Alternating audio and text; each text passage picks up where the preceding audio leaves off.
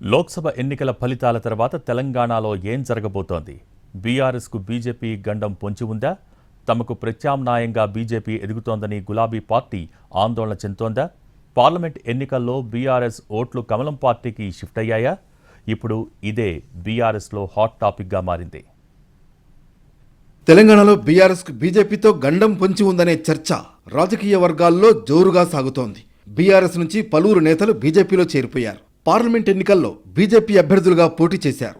కేంద్రంలో బీజేపీ మరోసారి ప్రభుత్వాన్ని ఏర్పాటు చేస్తే తమకు ప్రత్యామ్నాయంగా ఎదగడం ఖాయమని గులాబీ పార్టీలో టాక్ వినిపిస్తోంది. పార్లమెంట్ ఎన్నికల్లో బీఆర్ఎస్ ఓట్లు బీజేపీకి షిఫ్ట్ అయినట్లు ఆ పార్టీ కేడర్లో చర్చ జరుగుతోంది.